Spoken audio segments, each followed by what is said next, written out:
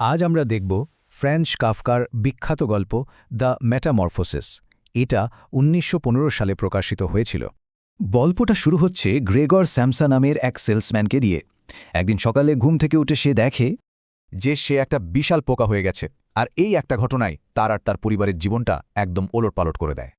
Kafka এই রূপান্তরণের মাধ্যমে একাকিত্ব আর মানুষের মূল্যবোধের অবক্ষয়ের মতো থিমগুলো তুলে ধরেছেন।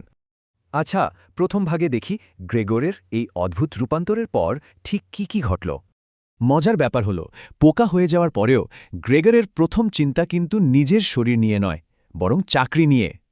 এর মধ্যেই ওর বস অফিসের একজনকে পাঠিয়ে দেয়। সে কেন কাজে আসেনি তা জানতেই এই আগমন। মানে পরিবার তাকে দেখার আগেই তার চাকরি জীবন প্রায় শেষ হওয়ার পথে।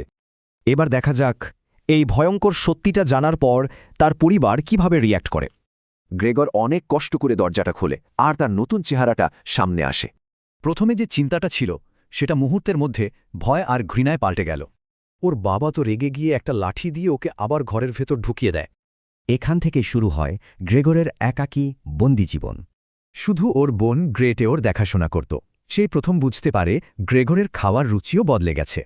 ধীরে ধীরে সে তার নতুন শরীরের সাথে মানিয়ে নেয়, যেমন সোফার নিচে লুকানো বা দেয়ালে ওঠা। পরিবারের অর্থনৈতিক দুর্দশার কথা শুনে গ্রেগর লজ্জায় আর হতাশায় ভেঙে পড়ে। এরপর গল্পটা এমন একদিকে মোড় নেয় যেখানে পারিবারিক বাঁধনটা পুরোপুরি ছিঁড়ে যায়। ওর বোন আর মা ওর ঘর থেকে আসবাবপত্র সরাতে শুরু করে, যাতে ওর চলাফেরার সুবিধা হয়।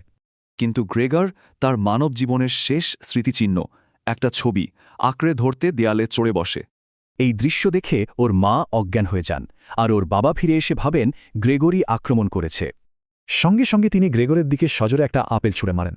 আপেলটা ওর পিঠে গেঁথে যায়। এই আঘাতটাই ছিল পরিবারের তরফ থেকে শেষ প্রত্যাখ্যান। তো এই মর্মান্তিক গল্পের মূল বিষয়টা আখির কি? গল্পটা আসলে আধুনিক জীবনের একাকিত্ব, সম্পর্কের ঠুনকো ভাব আর পরিচয় হারানোর এক অসাধারণ রূপক। মেটামরফোসিস আমাদের এই অস্বস্তিকর প্রশ্নটার সামনে দাঁড় করিয়ে দেয়।